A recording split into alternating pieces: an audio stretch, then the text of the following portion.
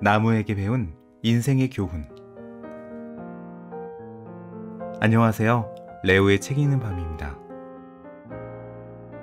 오늘 제가 읽어드릴 책은 나는 나무에게 인생을 배웠다라는 책입니다.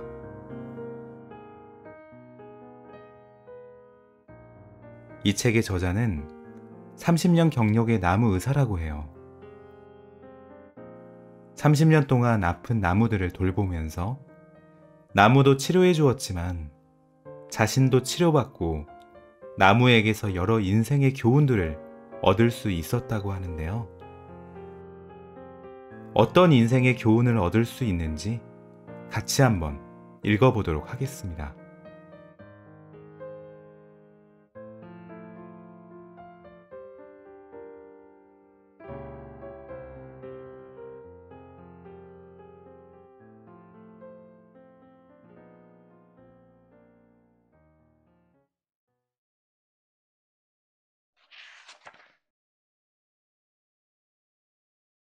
죽기 전에 꼭 한번 던져보아야 할 질문. 강연을 통해 친분을 쌓은 친구 하나가 있다. 환경운동을 하는 시민단체에서 만나 20년 넘게 교류해 오다가 갑자기 연락이 끊겨 궁금하던 차에 어느 날 그에게서 전화가 왔다. 반가운 마음에 곧장 만나 근황을 물어보니 몇 년간 미얀마에서 나무 심는 일을 했다는 것이다. 한국과 미얀마를 오가며 바쁘게 살다 보니 연락할 시간이 없었다나? 궁금한 게 많아 이것저것 질문을 던지려는데 그가 먼저 내게 물었다. 자네, 혹시 미얀마에 우리나라 경상도만한 사막이 있는 걸 아나? 처음엔 그 말을 믿기 힘들었는데 실제로 가서 보니까 거친 사막이 끝도 없이 펼쳐져 있더라고. 미얀마라면 사시사철 비가 오는 열대우림 지역이다. 연 강수량이 2500mm가 넘는 고온다습한 곳에 어떻게 사막이 생긴 걸까? 친구의 얘기인즉슨 그곳에 사는 현지인들이 먹고 살기가 하도 각박해서 밀림 한가운데를 벌목하고는 거기에 구황작물인 옥수수를 가져다 심었단다. 덕분에 주민들의 먹거리와 생계수단은 해결되었지만 얼마 지나지 않아 문제가 생겼다. 나무가 사라진 탓에 그곳 온도만 올라가는 기이한 일이 벌어진 것이다. 거대한 옥수수밭 위로 뜨거운 공기층이 돔처럼 막을 이루었고 바다로부터 오는 비구름이 그곳만 점프하듯 건너뛰는 바람에 옥수수는커녕 그 어떤 작물도 자라지 못할 만큼 황폐해졌다. 눈앞에 생존에만 급급한 결정이 밀림 가운데에 마치 원형 탈모증처럼 휑한 구멍을 만들어버린 것이다. 환경단체에서 오랫동안 일해온 그는 사막화되어 가는 땅을 되살리는 일에 자원했다고 했다. 끊긴 빗길을 다시 이어주기 위해 나무를 심는 중이야.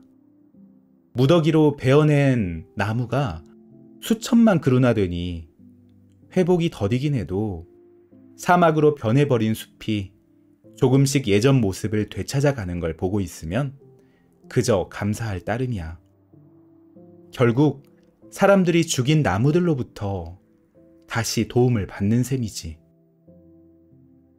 황폐해진 땅에 줄지어 심은 나무들이 마치 빨대처럼 인근의 비구름을 끌어 모은다는 것이었다. 틈틈이 했던 나무 공부가 큰 도움이 되었다는 친구의 말을 들으며 나는 얼마 전에 갔던 월정사의 전나무 숲을 떠올렸다. 안개가 자욱하게 낀 이른 아침, 월정사 일주문을 시작으로 길게 펼쳐진 전나무 숲길을 걷고 있는데 뒤따라오던 교육생 중 하나가 외쳤다. 선생님, 나무에서 비가 오는 것 같아요. 월정사 전나무 숲이 새소개대를 씻겨 내려준다던데 정말 나무 밑을 지날 때마다 후드득 물이 떨어지네요. 옷이 다 젖을 정도예요. 교육생이 말한 것은 수, 즉 나무가 뿌리는 비다. 공기 중에 구름 알갱이나 작은 이슬이 나뭇가지나 잎에 달라붙어 있다가 큰 물방울이 되어 떨어지는 것을 말하는데, 침엽수가 자라는 고산에서 종종 볼 수 있다. 남아프리카 공화국 케이프타운의 테이블 마운틴에서는 여름철에 내리는 수우가 보통 우량의 3배나 되어 크고 작은 동식물들의 중요한 수원이 되기도 한다. 나는 잠시 산행을 멈추고 수우의 원리를 설명하면서 이런 말을 덧붙였다. 나무는 그저 서 있는 것만으로 비를 내립니다. 존재 자체만으로 자기가 속한 세상을 더 좋게 만드는 거지요. 아낌없이 주는 나무라는 유명한 동화 때문인지 나무는 모든 것을 내주기만 하는 존재로 알려져 있지만, 사실 나무가 하는 모든 행위는 자신을 위한 것이다. 미얀마의 사막에서 비구름을 불러 모으는 나무도, 산 중턱에서 비를 내리는 침엽수도 실은 자신의 생존에 필요한 수분을 얻기 위해 그 자리에서 최선을 다할 뿐이다. 하지만 매 순간 치열하게 살아온 흔적이 나무 자신뿐 아니라 다른 모든 것들을 이롭게 한다. 주어진 자리가 아무리 척박하더라도 최선을 다해 꿋꿋하게 살아간 결과가 나무 자신을 살리고 다른 모든 생명에게 도움을 주는 것이다. 나 살자고 하는 짓이 남에게까지 도움이 되기가 어디 쉬운가? 오히려 자칫 잘못하면 남에게는 해를 입히기 십상이다. 그래서일까? 생각해보면 이 세상에 나무를 싫어하는 사람은 없다. 존재 자체만으로 편안함과 행복감을 주는 사람이 있듯 세상 모든 나무가 꼭 그렇다. 그저 있는 것만으로도 만물의 삶을 풍요롭게 보듬어주는 존재가 바로 나무다. 하지만 나는 어떤가? 나는 나 살자고 남의 어려움을 모른 채 한 적은 없었을까? 짧은 한국 일정을 마치고 다시 미얀마로 돌아간다는 그는 미얀마 사막에서 자라고 있는 나무 사진 한 장을 내게 건넸다. 사진 속 나무는 그 장소가 사막이라는 사실이 믿기지 않을 만큼 푸른 잎을 자랑하고 있었다. 거친 모래바람과 싸우며 뿌리를 내리느라 몸통은 물론 가지도 이리저리 뒤틀렸지만 본연의 녹색 옷을 입고 하늘을 향해 자라는 모습은 더할 나위 없이 싱그러웠다. 그 뒤로 나는 한 가지 버릇이 생겼다. 산을 오르다가 꼭 한 번씩 뒤를 돌아보는 것이다. 내가 걸어온 길을 돌아보며 그곳을 스친 내 흔적을 살핀다. 혹시라도 숨을 쉬기 위해 땅 밖으로 고개를 내민 나무 뿌리를 밟지는 않았는지, 시야를 확보하려 무심코 뻗은 내 손길이 어린 가지를 내치지는 않았는지 확인한다. 또 숲 바닥에 떨어진 열매를 보면 손가락 한마디 깊이로 꾹 눌러준다. 이듬해 무사히 싹이 트길 혼잣말로 기원하며 말이다. 삶도 그러해야 하지 않을까 싶다. 우리가 가는 모든 길은 어떻게든 흔적을 남기게 마련이다.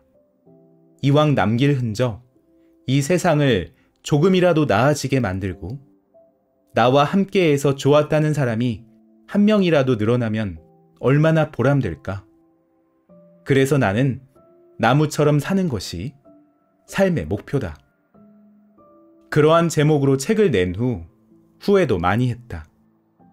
어디 나무처럼 산다는 것이 가당한 일인가? 그래도 나는 그러고 싶다. 꼭 나무처럼만 살았으면 원이 없겠다.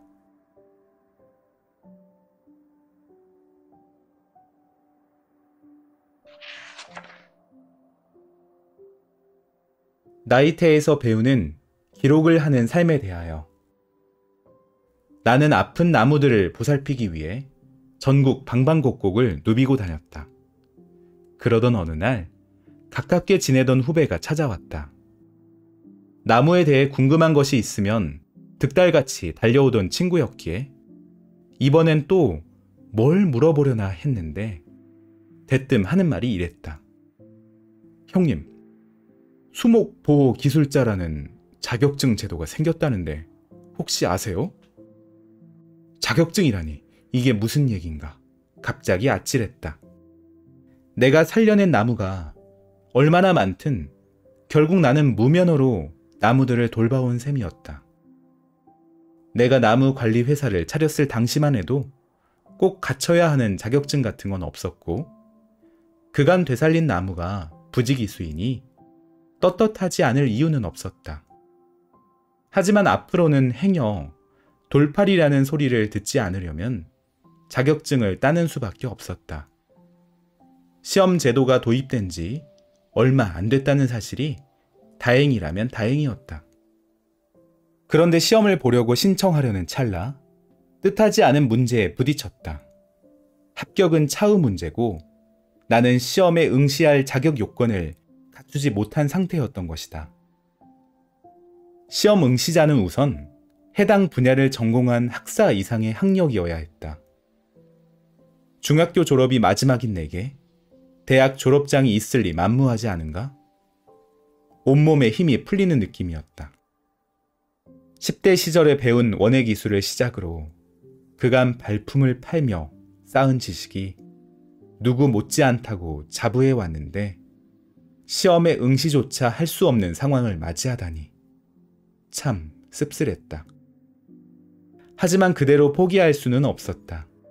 내가 그동안 나무와 함께 해온 시간들은 부인할 수 없는 사실이었다. 그때 문득 떠오른 것이 있었다. 나무를 치료하고 받은 보수에 대한 세금 기록이었다.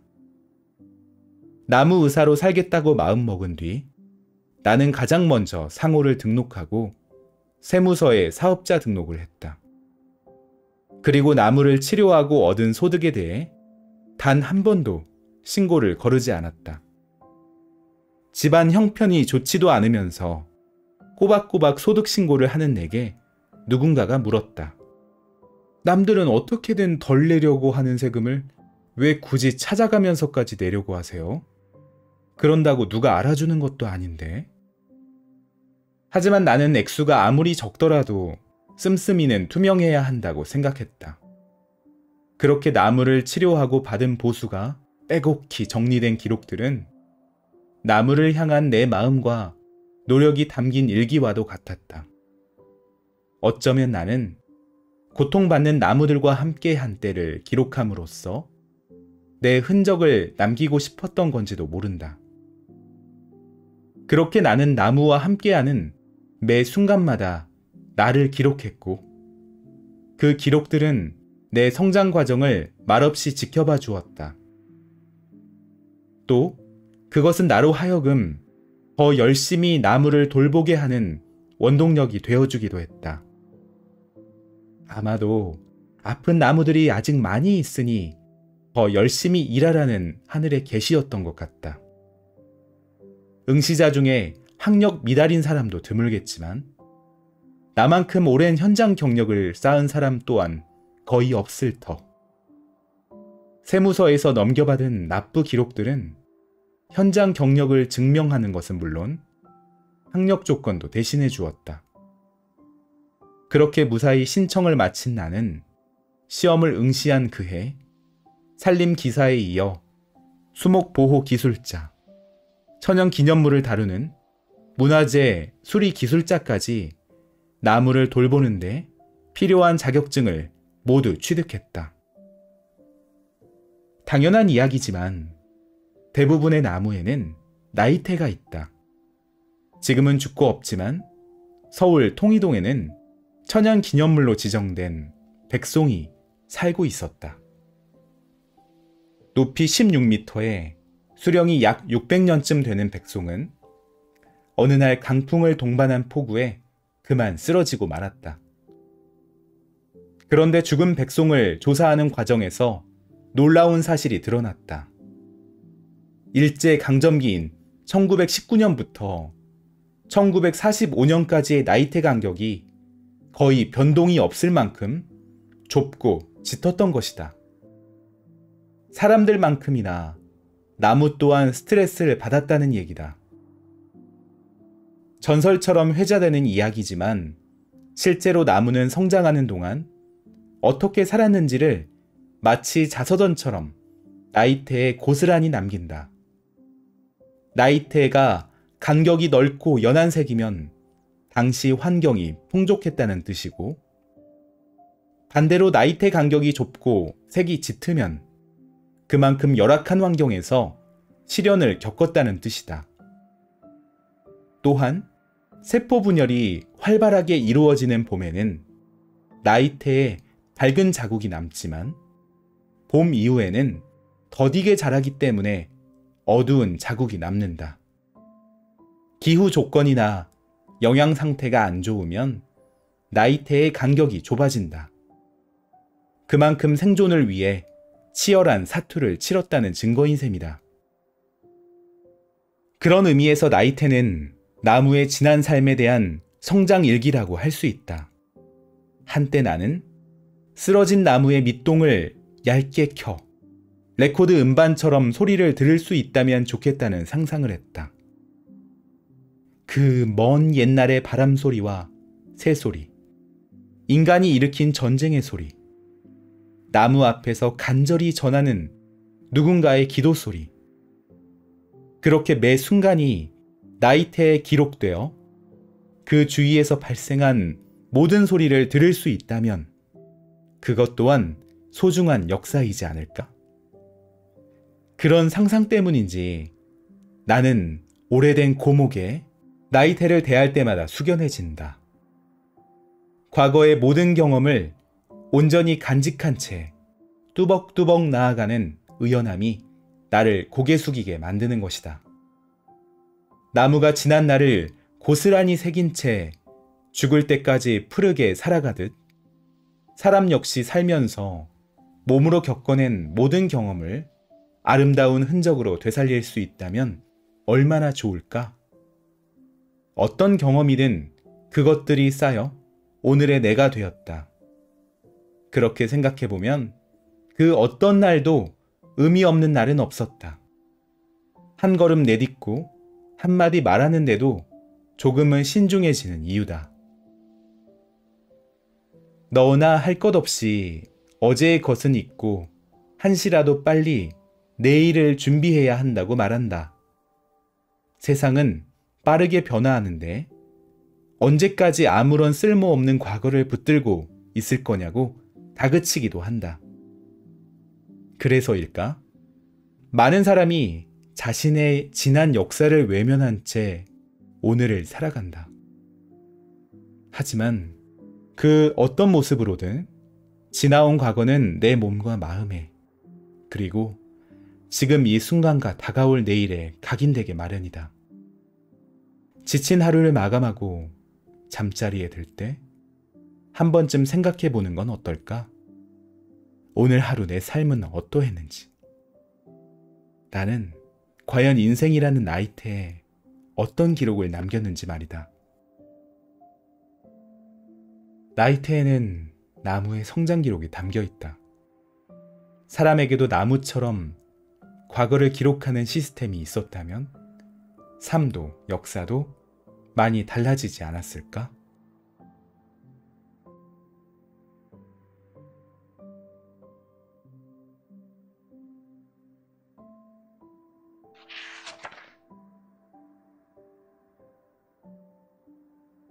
시작하려는 모든 이들은 씨앗처럼 용감해질 것. 자작나무는 키가 크게 자라고 아래가지가 일찍 떨어지기 때문에 자랄수록 밑이 허전하다. 내가 심은 자작나무도 그랬다. 강원도 농장에 자작나무 묘목을 심은 지 10년쯤 지나고 나니 나무 아래가 휑했다. 그래서 심은 것이 쭉 동백나무와 떼죽나무다.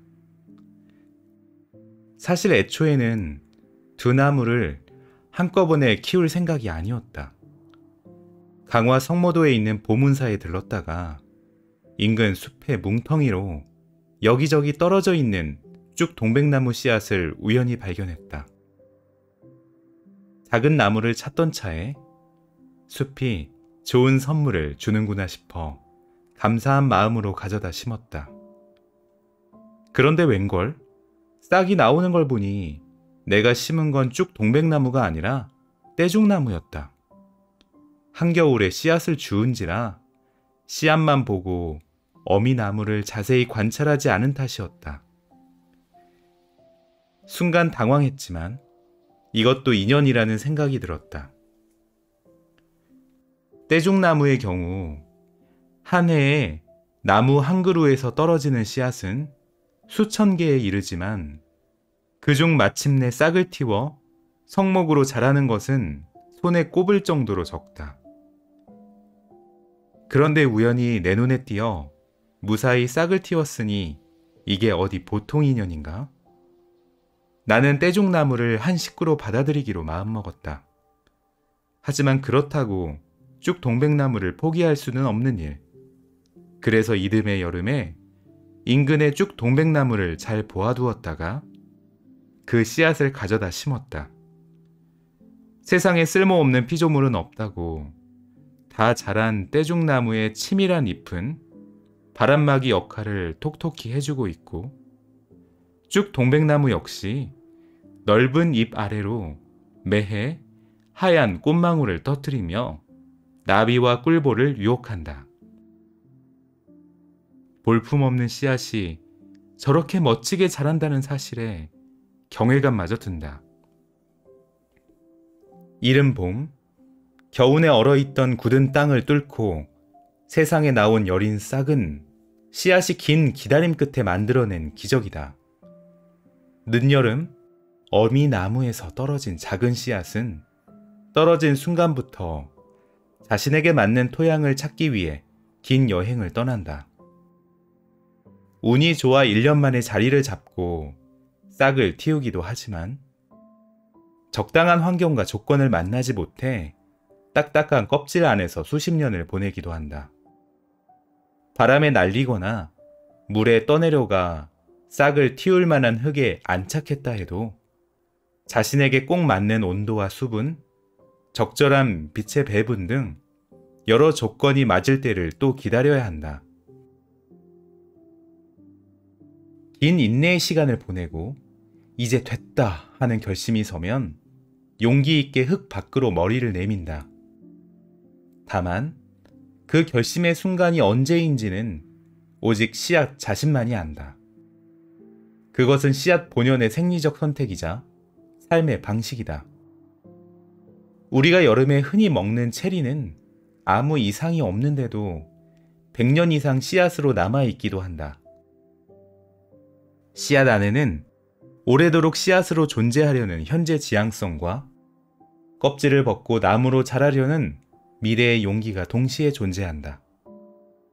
그것은 좋은 환경이 올 때까지 기다리려는 힘과 언제든지 싹을 틔우려는 상반된 힘이 씨앗 안에서 갈등하고 타협한다는 증거다.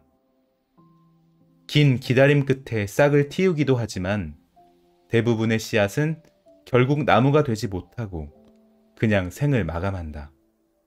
한 예로 자작나무의 경우 아무리 좋은 환경에서도 씨앗에서 싹이 트는 발화율은 고작 10% 남짓이다. 두렵지만 용기를 내 껍질을 뚫고 나오는 씨앗만이 성목으로 자라나는 것이다. 그런 의미에서 보자면 싹을 틔우는 씨앗의 기적은 그저 맹목적인 기다림만으로 이루어지지 않는다. 용기 있게 하늘을 향해 첫 발을 내딛지 못하면 기다림은 결국 아무런 결실을 맺지 못한다. 몇 해 전 강연을 하러 갔다가 대학원에 다니는 한 청년을 알게 되었다. 무슨 공부를 하느냐고 물었더니 공부에 큰 뜻이 있어 대학원에 진학한 것은 아니라고 했다. 사실 그는 작가지망생이었다. 그래서 학교를 다니면서 이런저런 공모전에 몇 번 도전했는데 큰 성과가 없었단다. 그런데 졸업을 1년 앞두고 친구들이 하나둘씩 취직하는 걸 보고 있자니 자신만 제자리 걸음인 것 같아 갑자기 초조해졌다고 했다. 이대로 있다가는 백수가 될 것 같아 학자금 대출을 받아 대학원에 진학했다는 것이다. 백수가 되는 것보다는 학생 신분이라도 유지하는 게 나을 것 같아서요. 공모전에 자꾸 낙방하는 걸 보면 아직 실력이 부족한 것 같기도 하고요. 이렇게 대학원을 다니다 혹시 취업할 기회가 생기면 그때는 직장 생활을 하면서 글쓰기도 병행할까 해요. 과연 그의 생각대로 될까?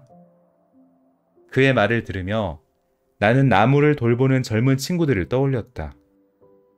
그들 대부분이 처음엔 풀이나 나무 이름 하나 제대로 알지 못했다.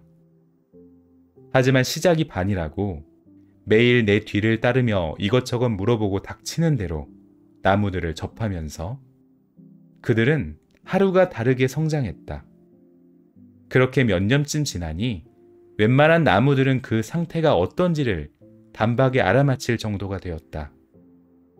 나무 이론을 공부한다는 이유로 앉아서 책만 보거나 아는 게 별로 없어 부끄럽다며 내 뒤를 따라 나서지 않았더라면 결코 그만큼 성장할 수는 없었을 것이다. 요즘 취업이 하늘의 별 따기라고 한다. 죽기 살기로 취업 준비에 매달리는데도 보통 2년에서 3년을 취준생으로 보낸다고 하니 어디 보통 일인가? 그리고 어떤 회사든 직원을 뽑으면 월급을 주는 만큼 열심히 일해주기를 바란다. 그런데 취업하기 전부터 일과 글쓰기를 병행하겠다고 마음먹은 사람에게 과연 취업의 기회가 올까? 게다가 공모전에 몇 번 떨어졌다고 도전마저 포기한 그에게 자신의 글을 알릴 기회가 오긴 할까? 나는 그 친구에게 이렇게 말해주었다. 기다리기만 한다고 저절로 때가 오지는 않아요. 가장 좋은 때는 결국 자기가 만들어가는 겁니다. 무엇이든 일단 시작하는 게 중요하지 않을까요? 보다 나은 내일을 꿈꾸며 끈기 있게 기다리는 자세는 물론 중요하다. 하지만 기다림 그 자체만으로 달라지는 것은 아무것도 없다. 작은 씨앗이 캄캄한 흙을 뚫고 세상 밖으로 머리를 내밀듯 우선 내가 있는 자리에서 한 걸음 나아가려는 용기가 필요하지 않을까? 누구에게나 새로운 시작은 두렵고 떨리게 마련이다. 하지만 살아보니 틀린 길은 없었다. 시도한 일이 혹시 실패한다 해도 경험은 남아서 다른 일을 함에 있어 분명 도움이 된다. 그러므로 꿈을 이루기 위해 조금이라도 무언가를 해볼 여지가 있다면 씨앗이 껍질을 뚫고 세상으로 나오듯 새로운 세계로 나아가야 한다. 괴테도 말하지 않았던가?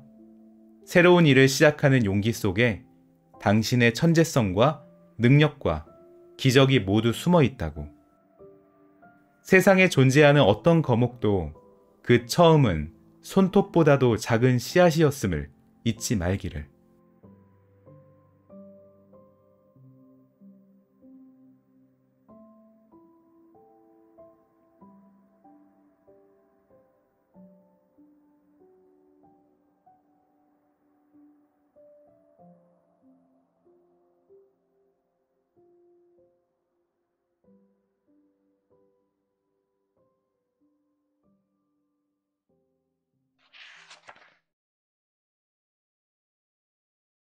죽기 전에 꼭 한번 던져보아야 할 질문. 강연을 통해 친분을 쌓은 친구 하나가 있다. 환경운동을 하는 시민단체에서 만나 20년 넘게 교류해 오다가 갑자기 연락이 끊겨 궁금하던 차에 어느 날 그에게서 전화가 왔다. 반가운 마음에 곧장 만나 근황을 물어보니 몇 년간 미얀마에서 나무 심는 일을 했다는 것이다. 한국과 미얀마를 오가며 바쁘게 살다 보니 연락할 시간이 없었다나? 궁금한 게 많아 이것저것 질문을 던지려는데 그가 먼저 내게 물었다. 자네, 혹시 미얀마에 우리나라 경상도만 한 사막이 있는 걸 아나? 처음엔 그 말을 믿기 힘들었는데 실제로 가서 보니까 거친 사막이 끝도 없이 펼쳐져 있더라고. 미얀마라면 사시사철 비가 오는 열대우림 지역이다. 연 강수량이 2,500mm가 넘는 고온 다습한 곳에 어떻게 사막이 생긴 걸까? 친구의 얘기인즉슨 그곳에 사는 현지인들이 먹고 살기가 하도 각박해서 밀림 한가운데를 벌목하고는 거기에 구황작물인 옥수수를 가져다 심었단다. 덕분에 주민들의 먹거리와 생계수단은 해결되었지만 얼마 지나지 않아 문제가 생겼다. 나무가 사라진 탓에 그곳 온도만 올라가는 기이한 일이 벌어진 것이다. 거대한 옥수수밭 위로 뜨거운 공기층이 돔처럼 막을 이루었고 바다로부터 오는 비구름이 그곳만 점프하듯 건너뛰는 바람에 옥수수는커녕 그 어떤 작물도 자라지 못할 만큼 황폐해졌다. 눈앞에 생존에만 급급한 결정이 밀림 가운데에 마치 원형 탈모증처럼 휑한 구멍을 만들어버린 것이다. 환경단체에서 오랫동안 일해온 그는 사막화되어 가는 땅을 되살리는 일에 자원했다고 했다. 끊긴 빗길을 다시 이어주기 위해 나무를 심는 중이야. 무더기로 베어낸 나무가 수천만 그루나 되니 회복이 더디긴 해도 사막으로 변해버린 숲이 조금씩 예전 모습을 되찾아가는 걸 보고 있으면 그저 감사할 따름이야. 결국 사람들이 죽인 나무들로부터 다시 도움을 받는 셈이지. 황폐해진 땅에 줄지어 심은 나무들이 마치 빨대처럼 인근의 비구름을 끌어 모은다는 것이었다. 틈틈이 했던 나무 공부가 큰 도움이 되었다는 친구의 말을 들으며 나는 얼마 전에 갔던 월정사의 전나무 숲을 떠올렸다. 안개가 자욱하게 낀 이른 아침, 월정사 일주문을 시작으로 길게 펼쳐진 전나무 숲길을 걷고 있는데 뒤따라오던 교육생 중 하나가 외쳤다. 선생님, 나무에서 비가 오는 것 같아요. 월정사 전나무 숲이 새소개때를 씻겨 내려준다던데 정말 나무 밑을 지날 때마다 후드득 물이 떨어지네요. 옷이 다 젖을 정도예요. 교육생이 말한 것은 수, 즉 나무가 뿌리는 비다. 공기 중에 구름 알갱이나 작은 이슬이 나뭇가지나 잎에 달라붙어 있다가 큰 물방울이 되어 떨어지는 것을 말하는데 침엽수가 자라는 고산에서 종종 볼 수 있다. 남아프리카 공화국 케이프타운의 테이블 마운틴에서는 여름철에 내리는 수우가 보통 우량의 3배나 되어 크고 작은 동식물들의 중요한 수원이 되기도 한다. 나는 잠시 산행을 멈추고 수우의 원리를 설명하면서 이런 말을 덧붙였다. 나무는 그저 서 있는 것만으로 비를 내립니다. 존재 자체만으로 자기가 속한 세상을 더 좋게 만드는 거지요. 아낌없이 주는 나무라는 유명한 동화 때문인지 나무는 모든 것을 내주기만 하는 존재로 알려져 있지만 사실 나무가 하는 모든 행위는 자신을 위한 것이다. 미얀마의 사막에서 비구름을 불러 모으는 나무도 산 중턱에서 비를 내리는 침엽수도 실은 자신의 생존에 필요한 수분을 얻기 위해 그 자리에서 최선을 다할 뿐이다. 하지만 매 순간 치열하게 살아온 흔적이 나무 자신뿐 아니라 다른 모든 것들을 이롭게 한다. 주어진 자리가 아무리 척박하더라도 최선을 다해 꿋꿋하게 살아간 결과가 나무 자신을 살리고 다른 모든 생명에게 도움을 주는 것이다. 나 살자고 하는 짓이 남에게까지 도움이 되기가 어디 쉬운가? 오히려 자칫 잘못하면 남에게는 해를 입히기 십상이다. 그래서일까? 생각해보면 이 세상에 나무를 싫어하는 사람은 없다. 존재 자체만으로 편안함과 행복감을 주는 사람이 있듯 세상 모든 나무가 꼭 그렇다. 그저 있는 것만으로도 만물의 삶을 풍요롭게 보듬어주는 존재가 바로 나무다. 하지만 나는 어떤가? 나는 나 살자고 남의 어려움을 모른 채 한 적은 없었을까? 짧은 한국 일정을 마치고 다시 미얀마로 돌아간다는 그는 미얀마 사막에서 자라고 있는 나무 사진 한 장을 내게 건넸다. 사진 속 나무는 그 장소가 사막이라는 사실이 믿기지 않을 만큼 푸른 잎을 자랑하고 있었다. 거친 모래바람과 싸우며 뿌리를 내리느라 몸통은 물론 가지도 이리저리 뒤틀렸지만 본연의 녹색 옷을 입고 하늘을 향해 자라는 모습은 더할 나위 없이 싱그러웠다. 그 뒤로 나는 한 가지 버릇이 생겼다.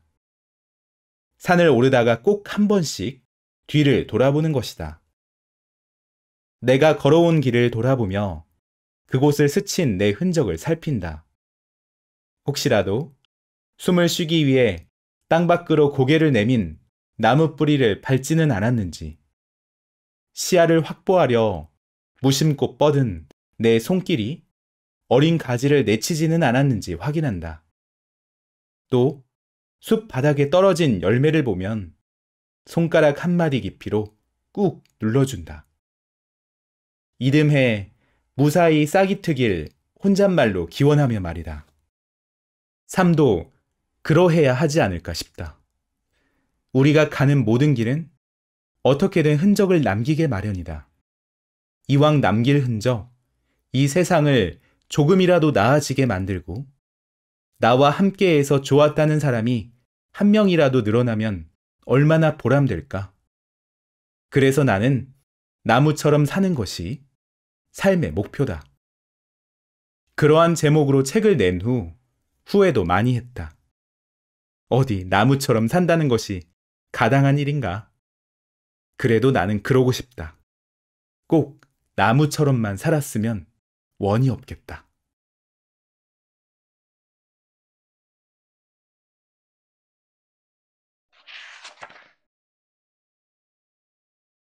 나이테에서 배우는 기록을 하는 삶에 대하여. 나는 아픈 나무들을 보살피기 위해 전국 방방곡곡을 누비고 다녔다. 그러던 어느 날 가깝게 지내던 후배가 찾아왔다. 나무에 대해 궁금한 것이 있으면 득달같이 달려오던 친구였기에 이번엔 또 뭘 물어보려나 했는데 대뜸 하는 말이 이랬다. 형님, 수목보호기술자라는 자격증 제도가 생겼다는데 혹시 아세요? 자격증이라니 이게 무슨 얘긴가? 갑자기 아찔했다. 내가 살려낸 나무가 얼마나 많든 결국 나는 무면허로 나무들을 돌봐온 셈이었다. 내가 나무 관리 회사를 차렸을 당시만 해도 꼭 갖춰야 하는 자격증 같은 건 없었고 그간 되살린 나무가 부지기수이니 떳떳하지 않을 이유는 없었다. 하지만 앞으로는 행여 돌팔이라는 소리를 듣지 않으려면 자격증을 따는 수밖에 없었다. 시험 제도가 도입된 지 얼마 안 됐다는 사실이 다행이라면 다행이었다. 그런데 시험을 보려고 신청하려는 찰나 뜻하지 않은 문제에 부딪혔다. 합격은 차후 문제고 나는 시험에 응시할 자격 요건을 갖추지 못한 상태였던 것이다. 시험 응시자는 우선 해당 분야를 전공한 학사 이상의 학력이어야 했다.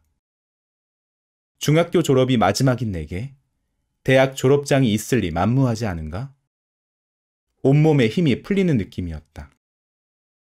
10대 시절에 배운 원예 기술을 시작으로 그간 발품을 팔며 쌓은 지식이 누구 못지않다고 자부해 왔는데 시험에 응시조차 할 수 없는 상황을 맞이하다니 참 씁쓸했다.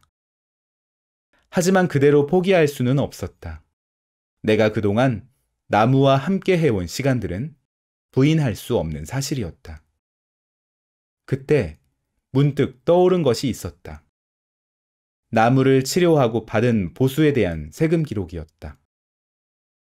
나무 의사로 살겠다고 마음먹은 뒤 나는 가장 먼저 상호를 등록하고 세무서에 사업자 등록을 했다. 그리고 나무를 치료하고 얻은 소득에 대해 단 한 번도 신고를 거르지 않았다. 집안 형편이 좋지도 않으면서 꼬박꼬박 소득 신고를 하는 내게 누군가가 물었다. 남들은 어떻게든 덜 내려고 하는 세금을 왜 굳이 찾아가면서까지 내려고 하세요? 그런다고 누가 알아주는 것도 아닌데.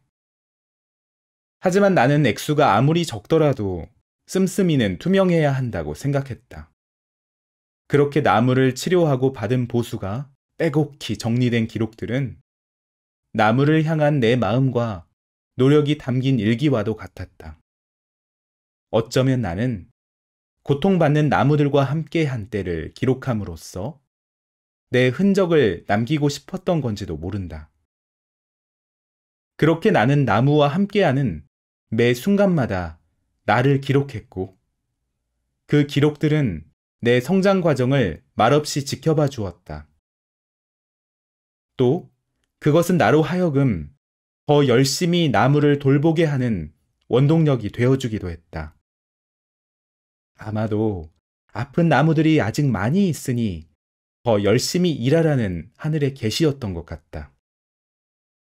응시자 중에 학력 미달인 사람도 드물겠지만 나만큼 오랜 현장 경력을 쌓은 사람 또한 거의 없을 터.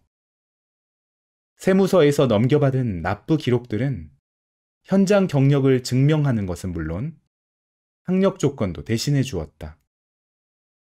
그렇게 무사히 신청을 마친 나는 시험을 응시한 그해 산림 기사에 이어 수목보호 기술자, 천연 기념물을 다루는 문화재 수리 기술자까지 나무를 돌보는데 필요한 자격증을 모두 취득했다.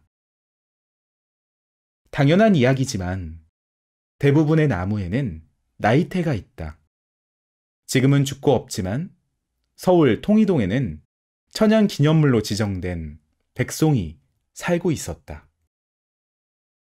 높이 16m에 수령이 약 600년쯤 되는 백송은 어느 날 강풍을 동반한 폭우에 그만 쓰러지고 말았다. 그런데 죽은 백송을 조사하는 과정에서 놀라운 사실이 드러났다. 일제강점기인 1919년부터 1945년까지의 나이테 간격이 거의 변동이 없을 만큼 좁고 짙었던 것이다.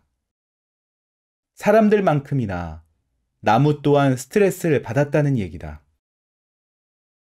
전설처럼 회자되는 이야기지만 실제로 나무는 성장하는 동안 어떻게 살았는지를 마치 자서전처럼 나이테에 고스란히 남긴다. 나이테가 간격이 넓고 연한 색이면 당시 환경이 풍족했다는 뜻이고, 반대로 나이테 간격이 좁고 색이 짙으면 그만큼 열악한 환경에서 시련을 겪었다는 뜻이다. 또한 세포 분열이 활발하게 이루어지는 봄에는 나이테에 밝은 자국이 남지만 봄 이후에는 더디게 자라기 때문에 어두운 자국이 남는다. 기후 조건이나 영양 상태가 안 좋으면 나이테의 간격이 좁아진다. 그만큼 생존을 위해 치열한 사투를 치렀다는 증거인 셈이다. 그런 의미에서 나이테는 나무의 지난 삶에 대한 성장 일기라고 할 수 있다. 한때 나는 쓰러진 나무의 밑동을 얇게 켜 레코드 음반처럼 소리를 들을 수 있다면 좋겠다는 상상을 했다. 그 먼 옛날의 바람 소리와 새 소리, 인간이 일으킨 전쟁의 소리, 나무 앞에서 간절히 전하는 누군가의 기도 소리. 그렇게 매 순간이 나이테에 기록되어 그 주위에서 발생한 모든 소리를 들을 수 있다면 그것 또한 소중한 역사이지 않을까?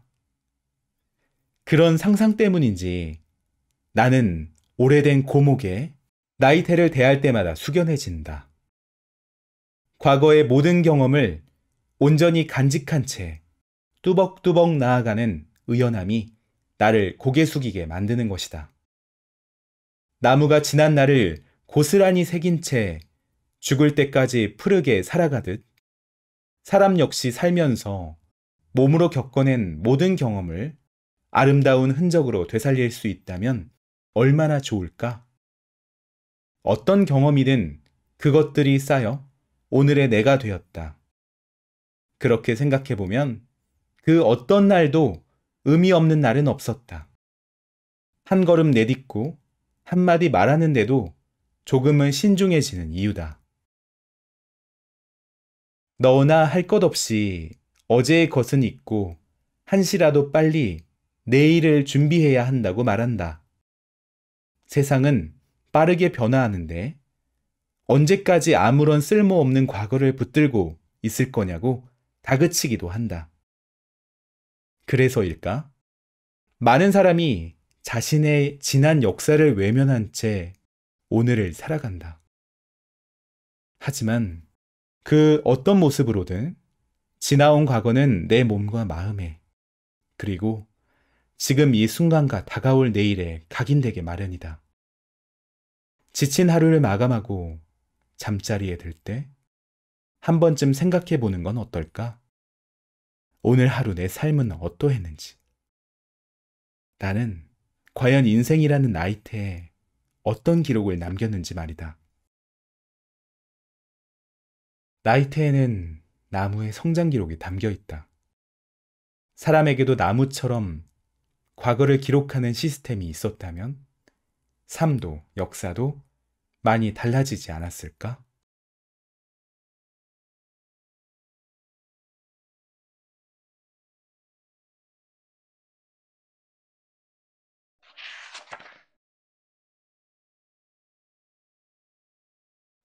시작하려는 모든 이들은 씨앗처럼 용감해질 것. 자작나무는 키가 크게 자라고 아래가지가 일찍 떨어지기 때문에 자랄수록 밑이 허전하다. 내가 심은 자작나무도 그랬다. 강원도 농장에 자작나무 묘목을 심은 지 10년쯤 지나고 나니 나무 아래가 휑했다. 그래서 심은 것이 쭉 동백나무와 떼죽나무다. 사실 애초에는 두 나무를 한꺼번에 키울 생각이 아니었다. 강화 성모도에 있는 보문사에 들렀다가 인근 숲의 뭉텅이로 여기저기 떨어져 있는 쭉 동백나무 씨앗을 우연히 발견했다. 작은 나무를 찾던 차에 숲이 좋은 선물을 주는구나 싶어 감사한 마음으로 가져다 심었다. 그런데 웬걸? 싹이 나오는 걸 보니 내가 심은 건 쭉 동백나무가 아니라 떼죽나무였다. 한겨울에 씨앗을 주운지라 씨앗만 보고 어미나무를 자세히 관찰하지 않은 탓이었다. 순간 당황했지만 이것도 인연이라는 생각이 들었다. 떼죽나무의 경우 한 해에 나무 한 그루에서 떨어지는 씨앗은 수천 개에 이르지만 그중 마침내 싹을 틔워 성목으로 자라는 것은 손에 꼽을 정도로 적다. 그런데 우연히 내 눈에 띄어 무사히 싹을 틔웠으니 이게 어디 보통 인연인가? 나는 떼죽나무를 한 식구로 받아들이기로 마음먹었다. 하지만 그렇다고 쭉 동백나무를 포기할 수는 없는 일. 그래서 이듬해 여름에 인근의 쭉 동백나무를 잘 보아두었다가 그 씨앗을 가져다 심었다. 세상에 쓸모없는 피조물은 없다고 다 자란 떼죽나무의 치밀한 잎은 바람막이 역할을 톡톡히 해주고 있고 쭉 동백나무 역시 넓은 잎 아래로 매해 하얀 꽃망울을 터뜨리며 나비와 꿀보를 유혹한다. 볼품없는 씨앗이 저렇게 멋지게 자란다는 사실에 경외감마저 든다. 이른 봄, 겨우내 얼어있던 굳은 땅을 뚫고 세상에 나온 여린 싹은 씨앗이 긴 기다림 끝에 만들어낸 기적이다. 늦여름 어미 나무에서 떨어진 작은 씨앗은 떨어진 순간부터 자신에게 맞는 토양을 찾기 위해 긴 여행을 떠난다. 운이 좋아 1년 만에 자리를 잡고 싹을 틔우기도 하지만 적당한 환경과 조건을 만나지 못해 딱딱한 껍질 안에서 수십 년을 보내기도 한다. 바람에 날리거나 물에 떠내려가 싹을 틔울 만한 흙에 안착했다 해도 자신에게 꼭 맞는 온도와 수분, 적절한 빛의 배분 등 여러 조건이 맞을 때를 또 기다려야 한다. 긴 인내의 시간을 보내고 이제 됐다 하는 결심이 서면 용기 있게 흙 밖으로 머리를 내민다. 다만 그 결심의 순간이 언제인지는 오직 씨앗 자신만이 안다. 그것은 씨앗 본연의 생리적 선택이자 삶의 방식이다. 우리가 여름에 흔히 먹는 체리는 아무 이상이 없는데도 100년 이상 씨앗으로 남아있기도 한다. 씨앗 안에는 오래도록 씨앗으로 존재하려는 현재 지향성과 껍질을 벗고 나무로 자라려는 미래의 용기가 동시에 존재한다. 그것은 좋은 환경이 올 때까지 기다리려는 힘과 언제든지 싹을 틔우려는 상반된 힘이 씨앗 안에서 갈등하고 타협한다는 증거다. 긴 기다림 끝에 싹을 틔우기도 하지만 대부분의 씨앗은 결국 나무가 되지 못하고 그냥 생을 마감한다. 한 예로 자작나무의 경우 아무리 좋은 환경에서도 씨앗에서 싹이 트는 발화율은 고작 10% 남짓이다. 두렵지만 용기를 내 껍질을 뚫고 나오는 씨앗만이 성목으로 자라나는 것이다. 그런 의미에서 보자면 싹을 틔우는 씨앗의 기적은 그저 맹목적인 기다림만으로 이루어지지 않는다. 용기 있게 하늘을 향해 첫 발을 내딛지 못하면 기다림은 결국 아무런 결실을 맺지 못한다. 몇 해 전 강연을 하러 갔다가 대학원에 다니는 한 청년을 알게 되었다. 무슨 공부를 하느냐고 물었더니 공부에 큰 뜻이 있어 대학원에 진학한 것은 아니라고 했다. 사실 그는 작가지망생이었다. 그래서 학교를 다니면서 이런저런 공모전에 몇 번 도전했는데 큰 성과가 없었단다. 그런데 졸업을 1년 앞두고 친구들이 하나둘씩 취직하는 걸 보고 있자니 자신만 제자리 걸음인 것 같아 갑자기 초조해졌다고 했다. 이대로 있다가는 백수가 될 것 같아 학자금 대출을 받아 대학원에 진학했다는 것이다. 백수가 되는 것보다는 학생 신분이라도 유지하는 게 나을 것 같아서요. 공모전에 자꾸 낙방하는 걸 보면 아직 실력이 부족한 것 같기도 하고요. 이렇게 대학원을 다니다 혹시 취업할 기회가 생기면 그때는 직장 생활을 하면서 글쓰기도 병행할까 해요. 과연 그의 생각대로 될까? 그의 말을 들으며 나는 나무를 돌보는 젊은 친구들을 떠올렸다.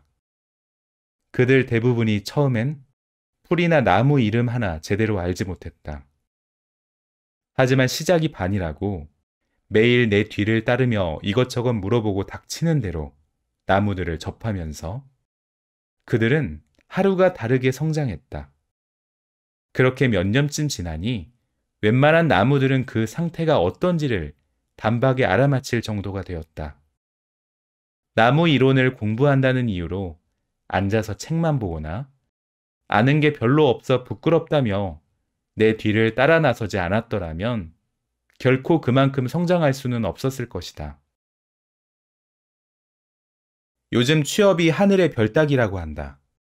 죽기 살기로 취업 준비에 매달리는데도 보통 2년에서 3년을 취준생으로 보낸다고 하니 어디 보통 일인가?